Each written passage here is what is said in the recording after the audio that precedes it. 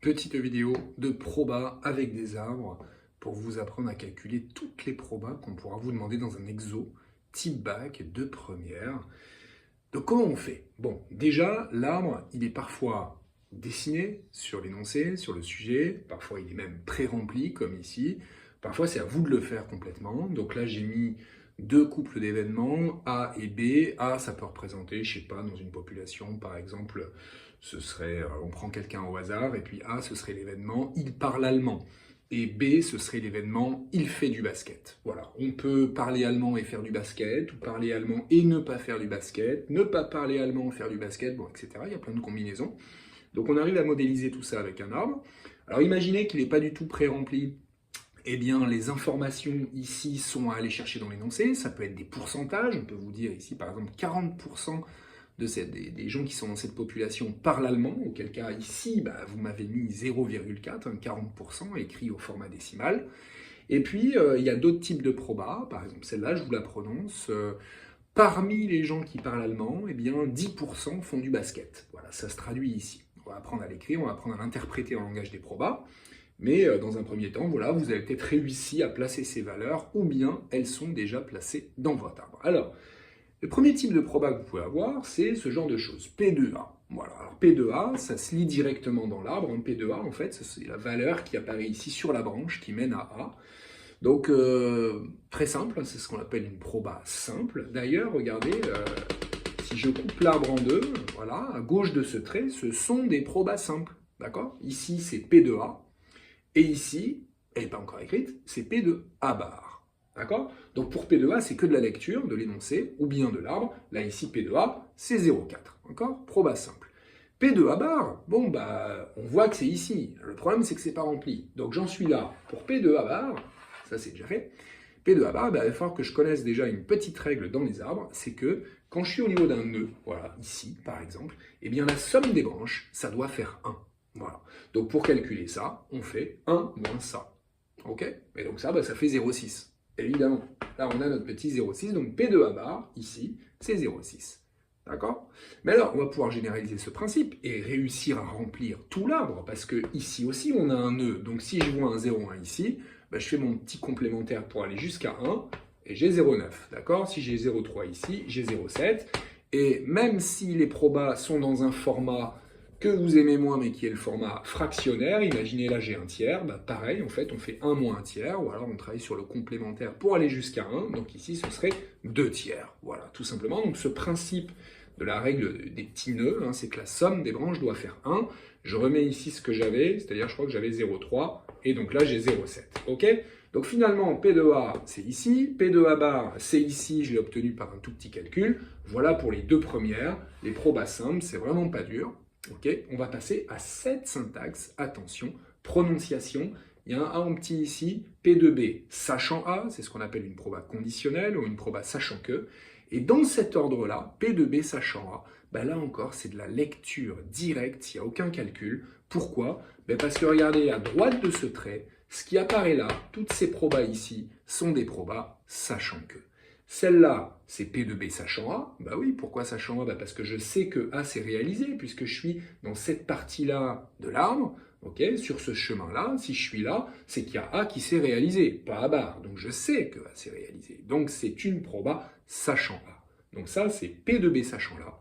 Et c'est celle qui est écrite ici. Ça se lit, ça se prononce donc à l'envers. P2B sachant A. Elle vaut 0,1, c'est de la lecture directe.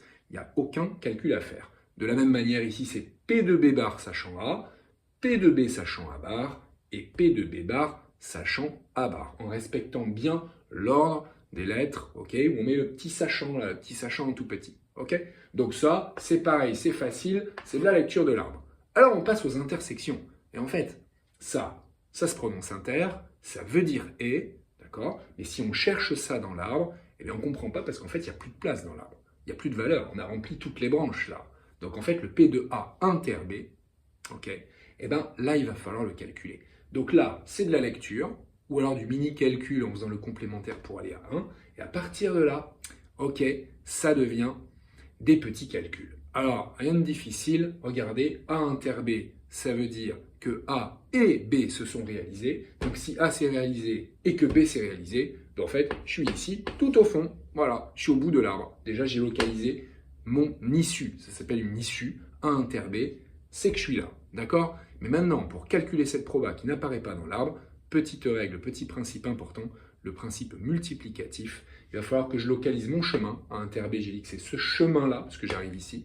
Donc si je fais ce chemin-là, regardez, j'ai deux branches, je les multiplie entre elles. Ici, P de A inter B, et ben je suis mon petit chemin et je vais faire 0,4 fois 0,1.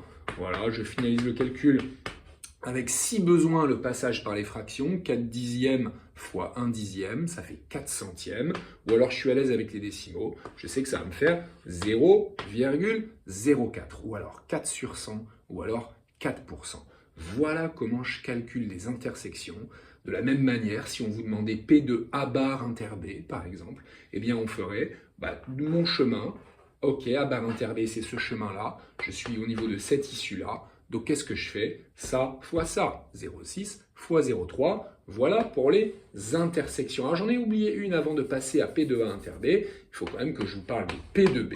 D'accord? Parce que quand on voit P de B, on se dit, bah tiens, ça c'est une proba simple. C'est un peu comme la toute première. P de A, ouais, facile, je vais la lire. P de B, on peut penser, à un mauvais escient, que comme on voit B ici, tiens, ça va peut-être être ça. Mais non, ça on a déjà dit. Ça c'est P de B sachant A, celle-là. Donc pour P de B, attention, voilà comment je vais faire. Ben, regardez, c'est pas une intersection, hein, P de B, c'est quand même une proba simple. Donc ce qu'on comprend, c'est que B, il apparaît deux fois. Regardez, il apparaît là et il apparaît là. D'accord? Ça correspond en fait à ces deux issues. Ce qui veut dire que pour que l'événement B se soit réalisé, eh ben, en fait, j'ai deux possibilités. Soit je suis passé par A, soit je suis passé par A bar. Donc j'ai deux chemins qui m'ont mené à l'événement B.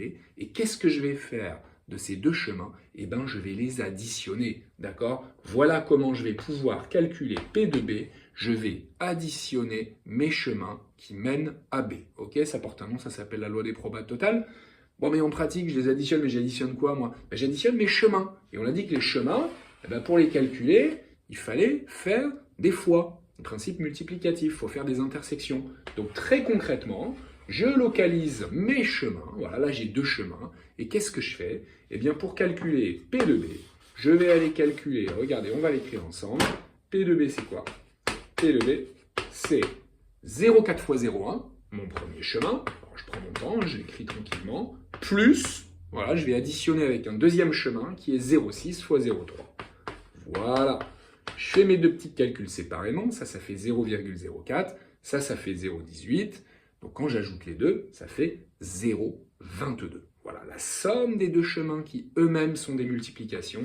Et j'ai trouvé 0,22. Voilà, vous savez calculer des probas simples, des probas conditionnels. Enfin, calculer, lire des probas simples et des probas conditionnels, même quand il y a des contraires, hein, des A bar. Ok. Vous savez calculer des intersections, P de A inter B. Vous savez calculer des probas simples quand il s'agit d'événements qui sont au bout de l'arbre. Waouh, c'est déjà pas mal. Bon, il y a une toute dernière question qu'on peut vous poser. Qu'est-ce que c'est? Eh bien, c'est P de A sachant B. Regardez, je vous l'écris. Voilà, je corrige ici. P de A sachant B. On se dit, bon, bah ça c'est une proba sachant que, ça, il n'y a pas de problème. Les sachant que, je sais les lire. Ouais, mais sauf que regardez, P de A sachant B, c'est pas ça. Ça, c'est P de B sachant A. Donc en fait, là, quand je vais à droite de mon trait, c'est-à-dire là où se lisent les sachant que, eh ben je ne le trouve pas, P de A sachant B. Je me dis, mais il aurait fallu que je fasse l'arbre à l'envers. Mais sauf que l'arbre à l'envers, en fait, on ne peut pas le faire, parce qu'on n'aura pas les valeurs. Donc comment on va faire ça? Mince, l'arbre à l'envers, oh là là, je suis perdu. Et bien pour ça, j'ai besoin d'une petite formule, qui est la définition même des probas conditionnels. Alors regardez comment elle s'écrit, c'est une division, il faut la retenir comme étant une division. Donc P de A sachant B. Qu'est-ce que je fais pour calculer ma proba sachant que inversé? Eh bien, division, où je vais en haut mettre l'intersection des deux événements, c'est-à-dire A inter B, voilà. Et en bas, je vais diviser par la proba simple liée à l'événement qui était ici dans le sachant que, regardez mon petit sachant là, mon B, et là je le mets là. Voilà comment je retiens cette formule, le inter sur la proba simple du sachant. Ok? P de A inter B sur P de B. D'accord? Alors, il faut savoir qu'en fait, on vous les a déjà fait calculer, ces probas. Vous les avez calculés, hein. Nous tout à l'heure, on les avait calculés, ça faisait 0,04, rappelez-vous, pour celle du haut, divisé par 0,22, celle du bas. Ok?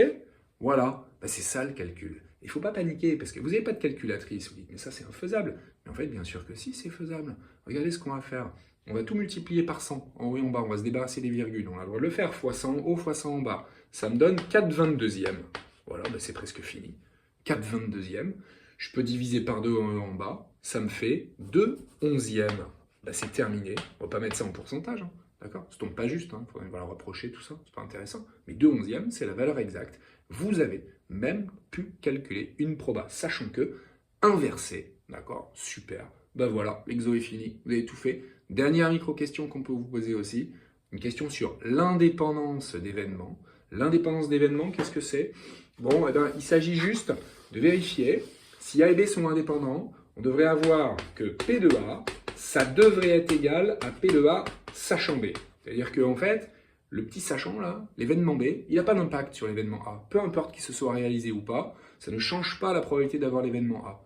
Donc si on a ça, voilà, on se pose la question, si on a cette égalité, ben, ça veut dire que les événements sont indépendants, parce que B n'influe pas sur A, hein, entre guillemets. Donc on les a calculés, ou alors on les a lus, on va les chercher, les deux valeurs, et puis on se rend compte bien souvent que ce n'est pas les mêmes, et donc quand ce n'est pas les mêmes, ben, qu'est-ce qu'on va dire? Ben, que les événements ne sont pas indépendants. Voilà pour toutes les questions que vous pouvez avoir sur les probas quand vous avez un arbre à faire, à compléter et des petites probas à calculer.